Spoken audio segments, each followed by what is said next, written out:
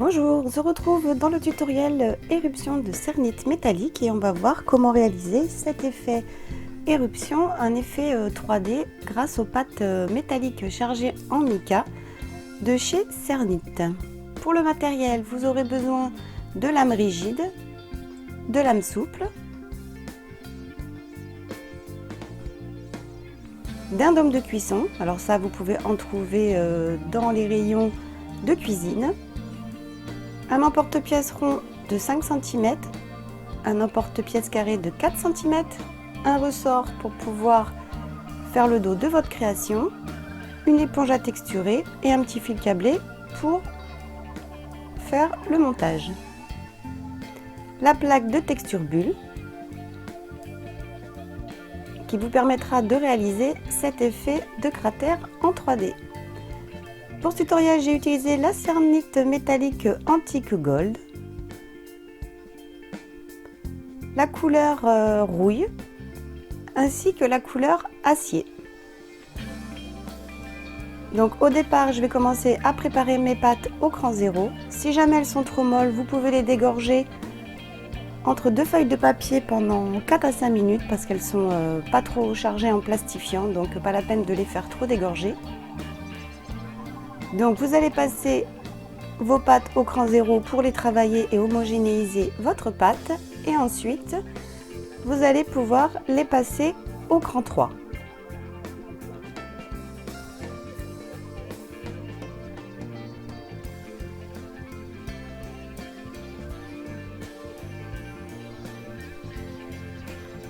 Je prends l'emporte-pièce carré et je vais venir donc découper 3 petits morceaux de pâte dans chaque couleur.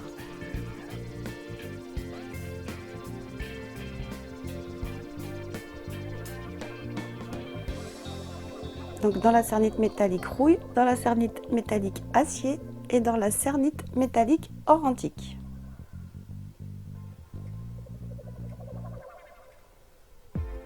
Ensuite, je viens superposer les pâtes les unes sur les autres. Former un petit sandwich de pâtes qu'on va venir ensuite passer à la machine à pâtes au cran numéro 3.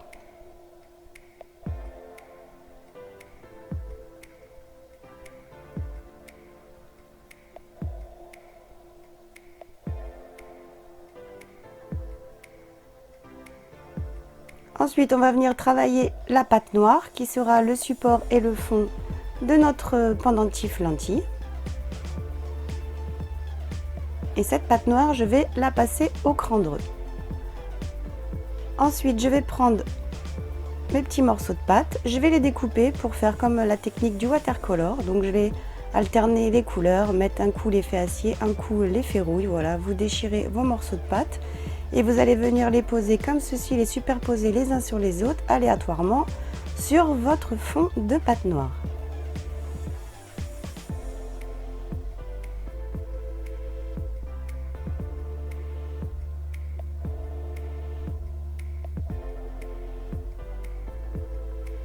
Là, je découpe un petit peu l'excédent de pâte noire pour récupérer de la pâte noire. Ça ne sert à rien de la perdre. Tout se récupère en pâte polymère. Si vous n'en avez pas besoin, récupérez votre noir, le maximum de pâte noire. Ensuite, je vais prendre un papier plastifié. Donc, ça peut être du papier de fleuriste. Là, c'est du papier pour recouvrir les livres, donc d'une certaine épaisseur, mais peu importe, ça marche très bien. Et je vais venir donc déposer cette feuille plastique sur la pâte polymère pour pouvoir enfoncer les morceaux de pâte les uns dans les autres.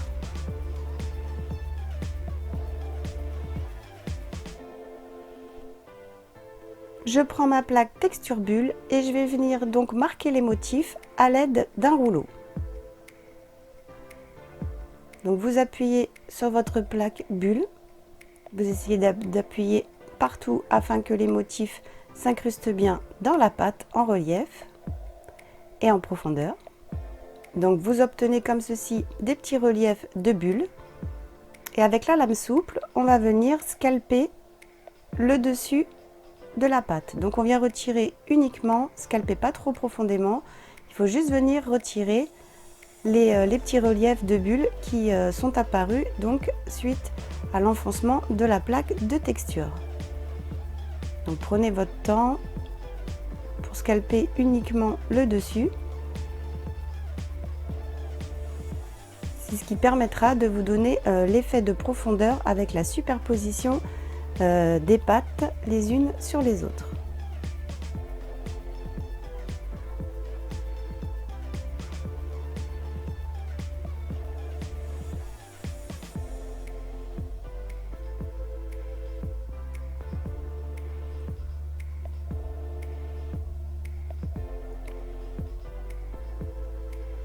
Une fois que vous avez scalpé votre pâte, vous allez reprendre un bout de papier de fleuriste ou un bout de papier plastifié et vous allez avec la pulpe du doigt bien appuyer partout sur vos motifs, car parfois quand on va le scalper, vous avez la pâte qui peut légèrement un petit peu craqueler et du coup vous allez avec à l'aide du rouleau et la pulpe de votre doigt bien lisser la surface de votre pâte.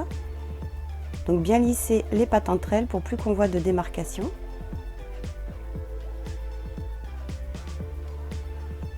Ensuite, vous allez prendre l'emporte-pièce rond si vous souhaitez faire une lentille comme dans ce tutoriel. Vous allez découper un rond dans votre pâte et vous allez venir le placer sur votre dôme de cuisson.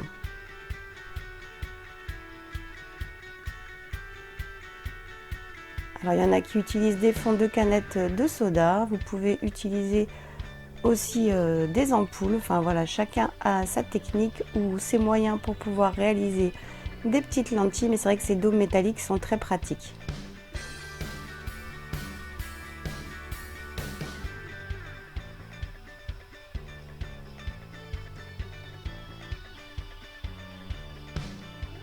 Ensuite, je viens lisser, vous voyez, tous les bords.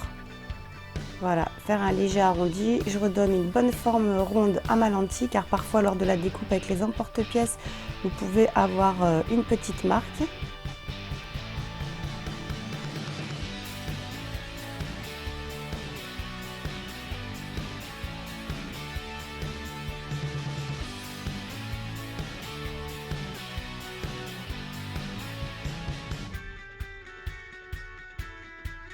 Là, je vous montre dans cette vidéo également comment faire la bague. Donc vous voyez, il restait un petit morceau de pâte, enfin il m'en restait plusieurs, vous pouvez faire des boucles d'oreilles ou des choses comme ça avec. Donc là, je prends un support métallique de bague rectangulaire.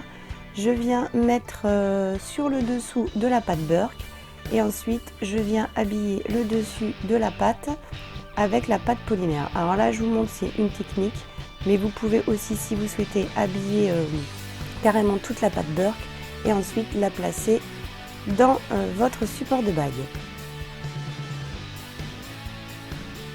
Et là, comme j'avais pas assez de pâte, j'ai fait cette technique, c'est-à-dire voilà, j'ai recouvert la pâte Burke, je viens découper l'excédent de pâte et ensuite je viens lisser avec mes doigts la pâte sur les bords du support pour ne plus qu'on voit apparaître la pâte noire.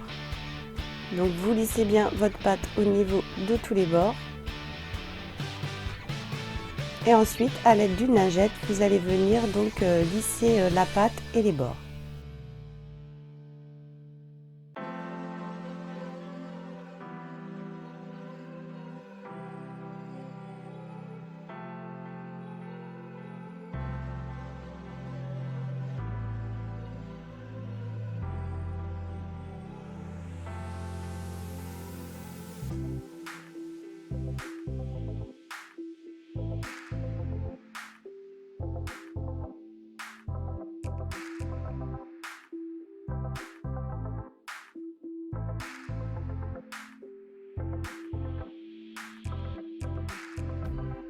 Passez votre lentille en cuisson, donc soit à 110 degrés pendant 30 minutes, moi ça fonctionne très bien, mais vous pouvez les passer à 130 degrés pendant 30 minutes comme indiqué par le fabricant.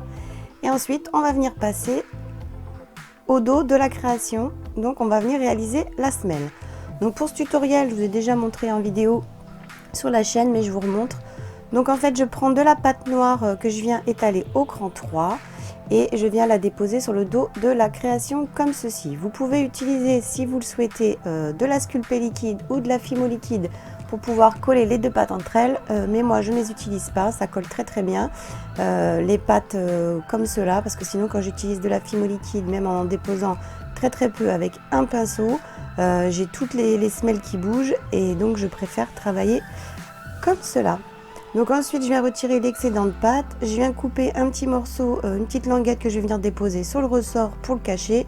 Là vous voyez il est mal centré, mais je vais le recentrer par la suite. Donc j'ai regardé un petit peu au niveau de ma lentille où est-ce que j'allais le déposer au niveau de ma lentille.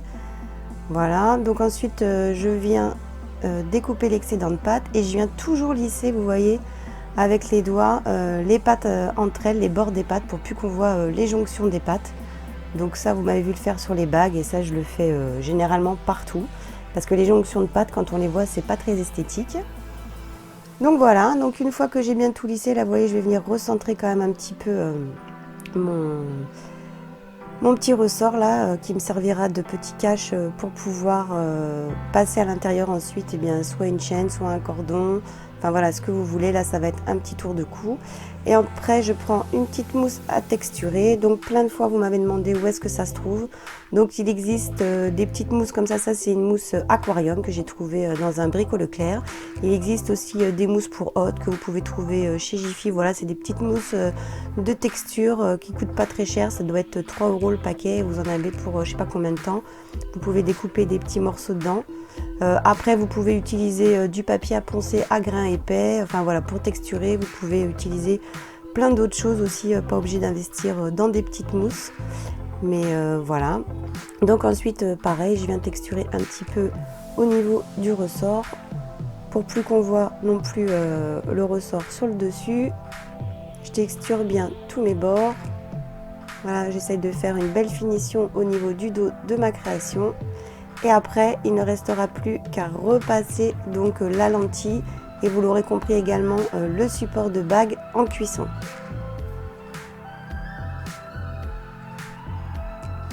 Donc moi je les passe toujours à 110 degrés pendant 30 minutes, mais vous pouvez également les passer comme je vous dis à 130 degrés pendant 30 minutes selon les indications du fabricant. Alors maintenant on va passer au ponçage et au lustrage, car comme ça m'a été aussi également demandé. Alors pour vous expliquer, une fois que ma lentille est cuite, une fois que ma bague est cuite, je vais venir utiliser des papiers à poncer. Donc là j'ai pas énormément de choses à poncer puisque ma surface est déjà assez lisse. Donc je vais commencer au papier 600, vous pouvez monter au 800, 1000, 1200, 1005 et 2000. Voilà, donc là je vous ai passé les étapes où je ponce. Donc pour ça j'utilise un petit bac avec de l'eau claire. À l'intérieur je vais ajouter 2 petites gouttes de liquide vaisselle. Il en faut très peu. Et ensuite voilà, donc étape par étape, vous commencez au grain 600 et puis vous allez donc poncer votre surface. Donc pas la peine d'enfoncer vos papiers à poncer. Vous faites des petits mouvements circulaires tout doux au niveau de votre support, au niveau de votre création. Donc n'oubliez pas également de faire les bords, voilà, pour qu'il y ait de la brillance partout. Donc quand vous allez monter en grain, plus vous allez monter en grain, plus vous allez voir l'effet de brillance apparaître quand vous passez votre lentille dans l'eau. Donc il faut bien évidemment mouiller vos papiers à poncer. Il ne faut pas faire de ponçage à sec.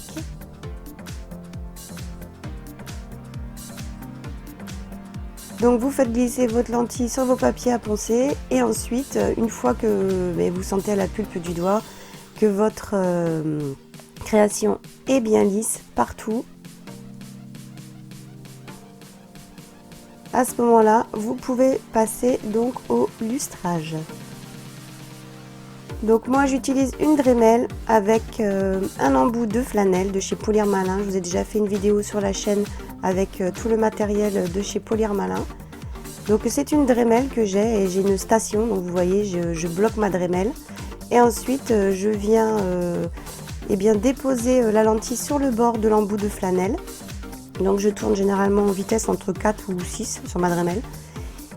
Et ensuite voilà, il faut aussi avoir des petits mouvements comme ceci circulaires, donc n'appuyez pas sur votre lentille sur votre disque de flanelle. Vous venez effleurer votre bijou au niveau du disque Et voilà, et vous obtenez donc une très belle brillance.